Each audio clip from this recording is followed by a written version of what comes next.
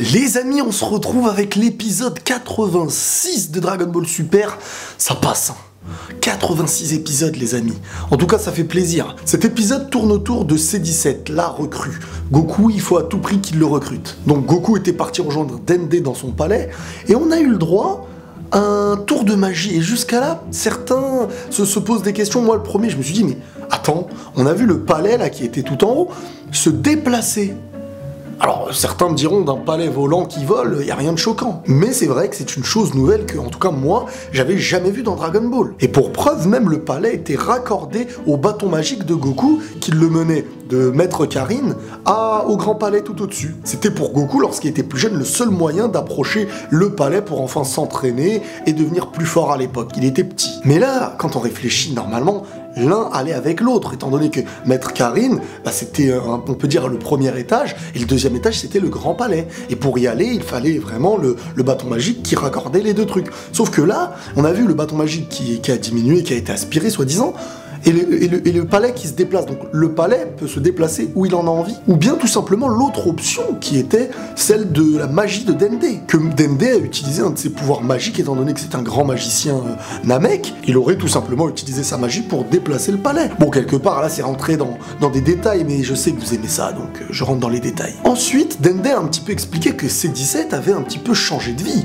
À sa renaissance après les Dragon Ball, il a fondé une famille, il la protège, et surtout il est sur une île où il protège aussi des animaux. C17, protecteur des animaux. Qui aurait cru que lui, avant, qui était un petit peu ingrat, j'ai envie de dire, le cyborg qui les accompagnait, qui était pur, qui avait cet amour de la nature et des animaux, rappelez-vous, c'était C16. Est-ce que la disparition de C16 aurait en fin de compte peut-être eu un genre de nostalgie envers C17 qui l'aurait formé? Est-ce que C16 en fin de compte aurait peut-être laissé une empreinte de sa vie pour C17? En tout cas, de ce qu'on voit, on a un nouveau C17 qui est vraiment très humain, même si on sait que C17 et C18 étaient des humains à la base et que seul C16 était clairement un androïde entier, quoi. Au passage, C16, c'était la reconstruction du fils du docteur Gero. Ça, je l'ai su un peu tard. En dehors de cette information, Dende a révélé à Goku quelque chose, alors que Goku n'était pas forcément présent pour essayer de reconnaître le ki de ce personnage, mais il en avait parlé à l'époque. Vous savez de qui je parle?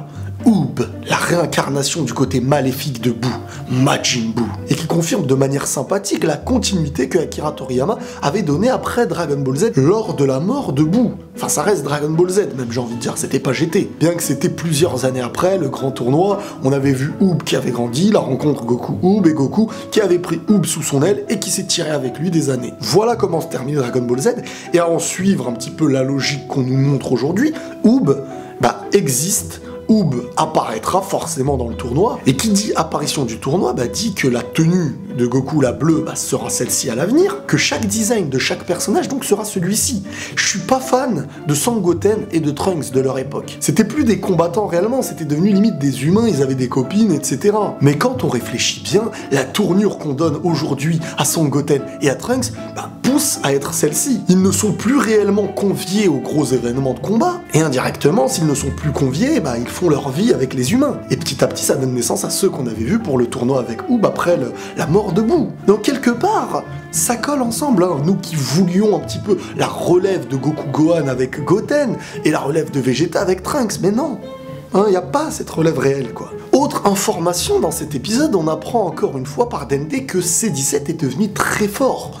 Donc on se dit forcément qu'il s'est entraîné, il devient pas fort en mangeant des chips. Donc s'il est devenu bien plus fort et qu'il a été dit que heureusement ce n'est plus un ennemi aujourd'hui, ça veut dire qu'il aurait pu apporter de gros dangers pour Goku et pour les autres copains. Une fois le palais déplacé dans les nuages au-dessus de l'île où se trouvait C17, Goku est donc parti à sa recherche, il l'a un petit peu vite trouvé. C17 était un petit peu face à des braconniers comme il en a l'habitude. Lui qui protège des animaux et certains animaux très rares, se voit forcément être attaqué par des braconniers qui veulent utiliser l'animal uniquement pour faire de l'argent, le tuer de manière gratuite, prendre des cornes, des trucs, de l'ivoire, de l'avoir, je sais même plus quoi. Bref, vous avez compris le délire du braconnier. Goku rencontre C17 pour la première fois.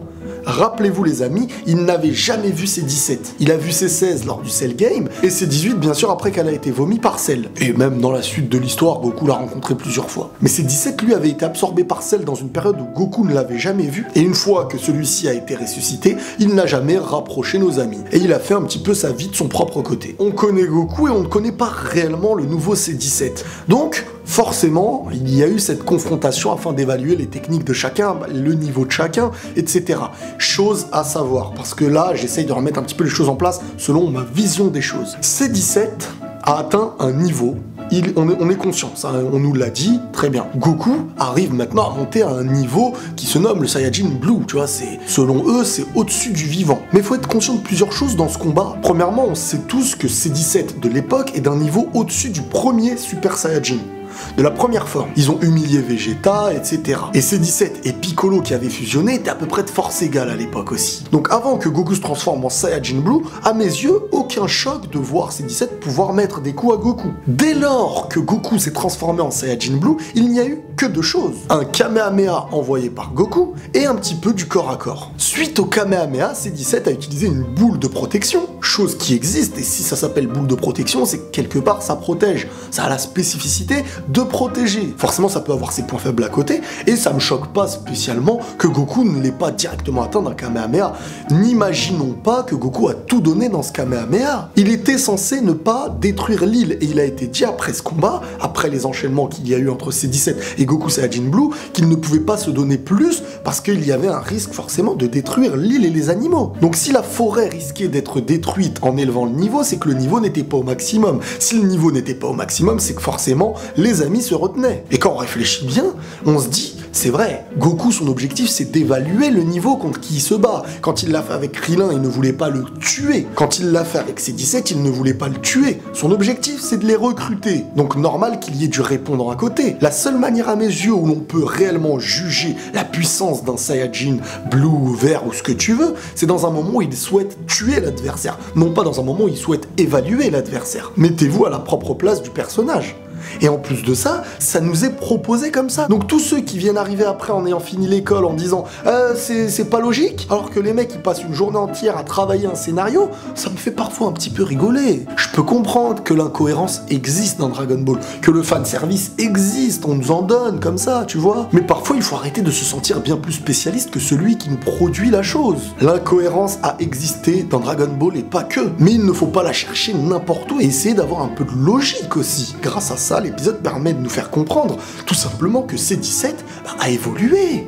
Parce que si Goku arrive, il le termine en 2-2, il est presque mort, comment on peut constater l'évolution du personnage? Imaginez que Goku s'est donné à son maximum pour tuer C17, ou que c'était la même chose avec Krillin, ça n'a pas de sens. Et ce n'est pas comprendre l'objectif de Goku sur le moment. Il est censé apprendre de l'autre pour mieux le recruter. Bref, après le Kamehameha de Goku Saiyajin Blue, il y a eu aussi certains enchaînements entre les deux. Mais des enchaînements comme ça dans Dragon Ball, il y en a depuis le début, même avec des différences de niveau. C'est parfois même, j'ai envie de dire encore une fois, une évaluation de chaque individu pour trouver les failles de l'autre. Bref, sans recul, c'est vrai qu'on peut se dire c'est pas normal. Mais avec du recul, je pense que ça peut tout à fait concorder. On sait tous que Goku Saiyajin Blue, Vegeta Saiyajin Blue, et on va mettre Gohan en dessous quand il va être à son top, et ils seront au-dessus des autres. Et jusqu'à là, on n'a pas besoin de nous ramener C17, C18, Boo, je sais pas qui. On peut juger réellement la force d'un mec lorsqu'il a l'envie de tuer son adversaire. Voilà pour moi. Après ce combat, on a eu aussi une belle discussion entre C17 et Goku sous les étoiles de la nuit. Et c'est là que Goku, avec sa naïveté, a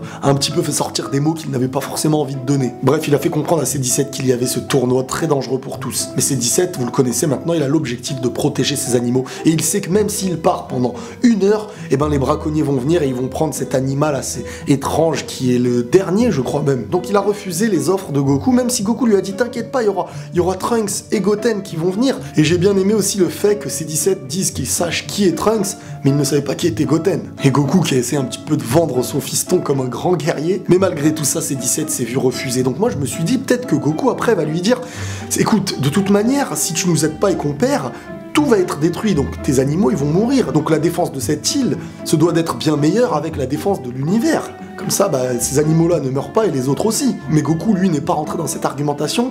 Et en fin d'épisode, on voit un truc assez étrange du style des extraterrestres dans l'espace qui veulent attaquer la Terre. Je sais pas réellement encore pour quelle raison. Et ça me saoule un petit peu parce que je sais que le prochain épisode va être concentré sur ça et... c'est un peu fatigant. C'est pas trop mon kiff de voir des extraterrestres venir, ça va être un HS très ressenti HS selon moi en tout cas. Mais ça permettra à C17 de se rendre un petit peu compte du danger qui peut toucher ces animaux et l'île qu'il protège. Et à l'aide de ça, il dira oui par la suite, j'en suis sûr. D'ailleurs c'est obligé, on a vu les images. Voilà les amis pour l'épisode 86, j'espère que la review vous aura plu comme d'habitude. N'hésitez pas à liker à fond, à lâcher tous vos commentaires. Abonnez-vous, réabonnez-vous car vous êtes désabonnés par YouTube, sachez-le. Va vérifier, tu verras. Prenez tous soin de vous les amis et la paix sur vous.